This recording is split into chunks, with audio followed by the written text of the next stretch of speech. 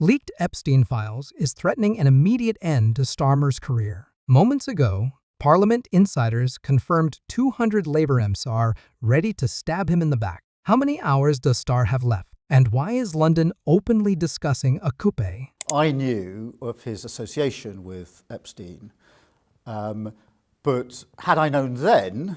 Had I known then, Starmer is now pretending he knew nothing. He is referring to his closest ally, U.S. Ambassador Mandelson. I didn't see the real situation with Epstein. Then, in reality, it was Googleable in just 5 minutes. Either Starmer is intentionally lying right now, or he is a completely incompetent leader. Anyways, analysts give Starr 2 outcomes. Either he resigns voluntarily, or the Supreme Court intervenes.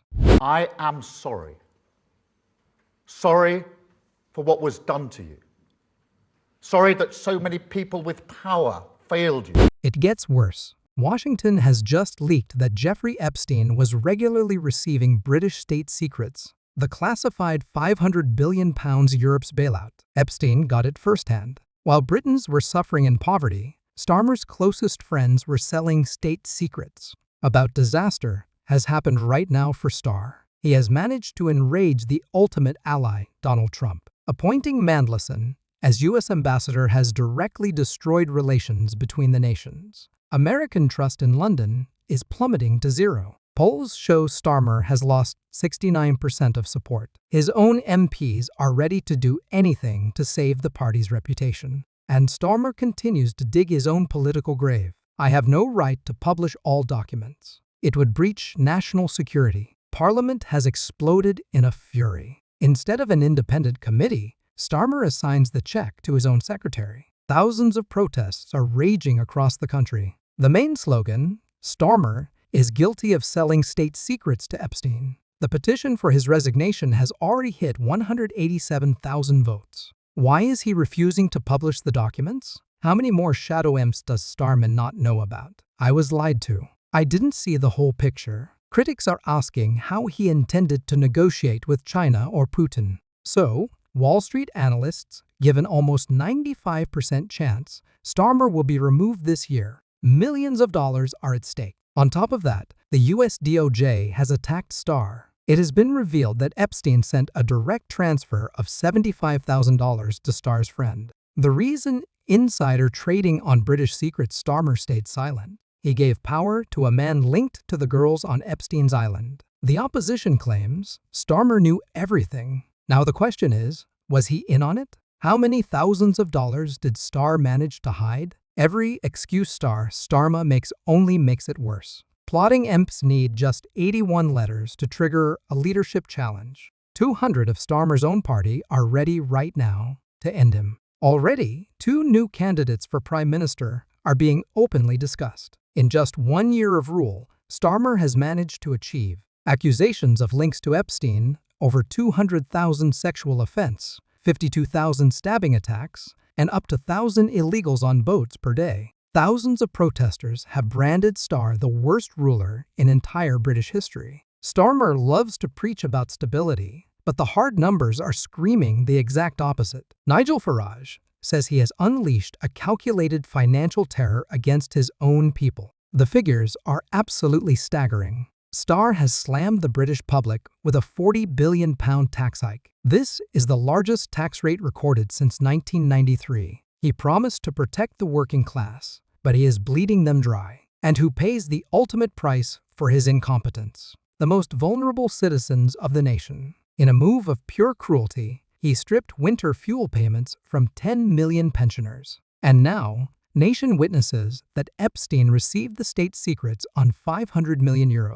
Starmer has effectively sentenced millions of elderly Britons to freeze in their own homes. While they choose between heating and eating this winter, the Prime Minister offers no remorse. He claims it is necessary to fix the black hole in the budget. Yet unemployment has surged to 5% under his watch. Inflation is still biting hard at 3–4%, destroying family savings. The economy is not growing. It is suffocating. But here is the truly sickening part of the story. Opposition warns. While pensioners shiver in the cold, Starr is living the high life. He has accepted over £100,000 in luxury gifts and freebies. He sits in a VIP box at a Taylor Swift concert laughing. He wears designer suits paid for by donors while taxes skyrocket. And now is the Jeffrey Epstein scandal. The hypocrisy is so blatant, it is almost blinding. How can a man with free designer glasses look into the eyes of a freezing pensioner? Critics say Starmer is comfortable, but the country is broken. This betrayal will never be forgiven. In the eyes of the international community, Keir Starmer is no longer just a diplomatic novice, but the man who opened the door to the toxic influence of the Epstein network. And to the U.S. Department of Justice, the integrity of British intelligence is now entirely conditional on a purge of compromised officials. But the scandal didn't just embarrass, it escalated the stakes, effectively validating the rebels' claim that Starmer is unfit to hold the codes to state secrets. The leaked Department of Justice files make it terrifyingly clear. Washington is shifting its trust away from Downing Street, viewing Starmer's judgment as a security liability after the Mandelson revelations. The symbolism couldn't be darker. In the new narrative, the Prime Minister is viewed as the enabler of a man who traded secrets for cash with a sex offender. Inside the cabinet room, panic is taking hold. The threat of immediate resignation is suddenly dominating the agenda.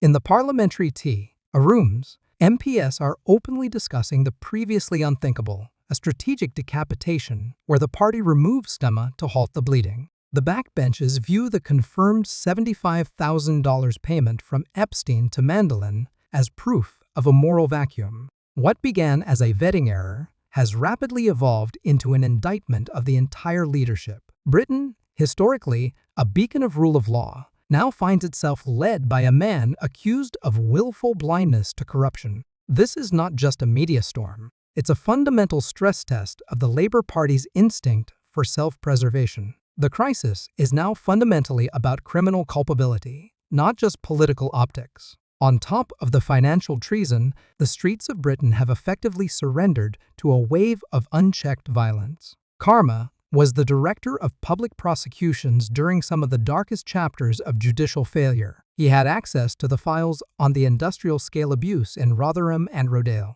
Yet critics argue that under his leadership, the political correctness that allowed grooming gangs to operate with impunity was institutionalized. Now, as Prime Minister, that same culture of silence has exploded into a national emergency. The border is not just porous. It has practically ceased to exist. Daily arrivals of illegal migrants have surged to terrifying new highs, with up to 1,000 unvetted males landing on British beaches every single day. Communities are being transformed overnight without their consent. Hotels are filled to capacity, costing the taxpayer billions, while veterans sleep on the streets. But the cost is measured in more than just money. It is measured in the blood of innocent citizens. Violent crime statistics have spiraled out of control since Labour took office. Machete attacks are no longer rare horrors, but daily occurrences in major cities. The statistics paint a picture of a society in total collapse. Reports indicate a sickening rise in sexual violence, with over 200,000 rapes recorded in a single year. Conviction rates have plummeted to historic lows. Why Starmer refuses to build new prison? He knows exactly who is committing these crimes. As yet, he refuses to authorize deportations.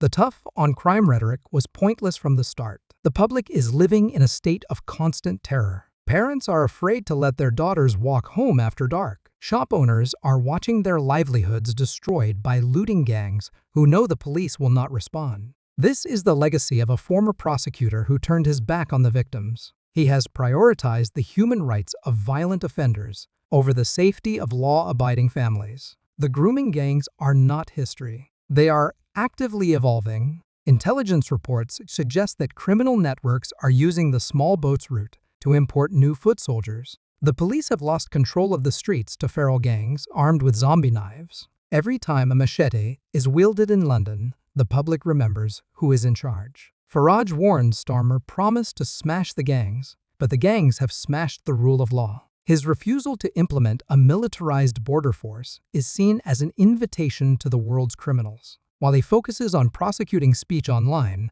the physical realm is descending into anarchy. This is a deliberate dereliction of the first duty of government, the defense of the realm. The anger is palpable in every town hall meeting across the country. Citizens are realizing that the man who was supposed to prosecute criminals is now protecting them. The link between uncontrolled migration and the explosion in violent crime is undeniable. Yet the Prime Minister dismisses these concerns as far rhetoric. He is gaslighting a nation that is bleeding. Critics say the machete epidemic is the direct result of a weak justice system that Starmer helped build. The blood on the streets is the final indictment of his career. Britain is facing a law and order crisis of existential proportions. While Starmer faces the barrel of a metropolitan police probe, his internal rivals have effectively secured the numbers to trigger a leadership contest. A formal vote of no confidence would crush the Prime Minister's authority overnight.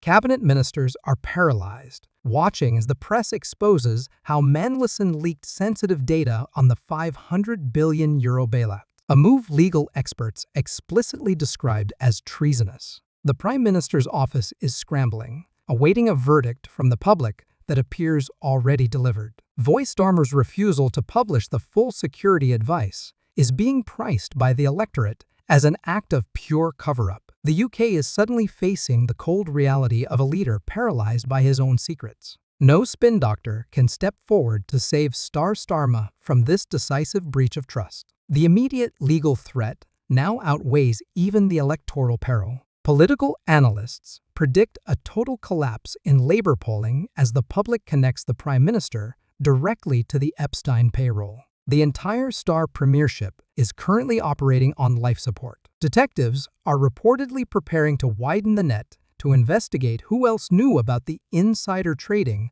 during the financial crash. This isn't just about one ambassador. It's about the resolve to cleanse the highest office of dirty money. The entire vetting system is currently under immediate intensive review. The nation is explicitly questioning London's ability to protect its secrets from foreign blackmail. A sudden leak of further emails between Mandelson and Epstein would immediately degrade Starmer's remaining defense. The future viability of the Labour government is suddenly cast into doubt. The Prime Minister has recklessly gambled his entire premiership on a cover-up strategy that the public has officially declared unforgivable. This entire alignment is about more than just poor vetting. It is a total rejection of Starr's corrupt cronyism in favor of urgent moral cleansing. Critics warn that for the US, the strategic value of a British ally that leaks financial secrets to sex offenders is being brutally reassessed. Every single legal expert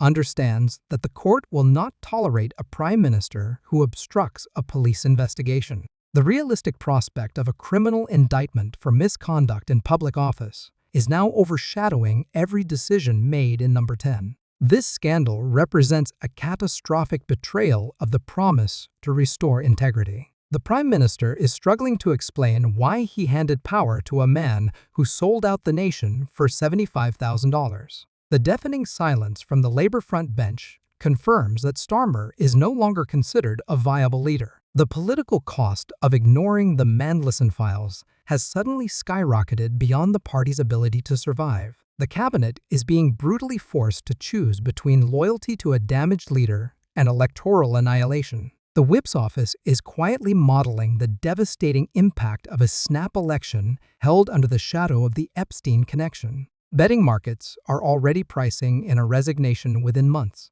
as the only path to saving the government. Britain's standing as a moral power has been effectively neutralized by its refusal to prosecute high-level corruption. The UK's reputation in the G7 feels profoundly vulnerable without the guarantee of secure diplomatic channels.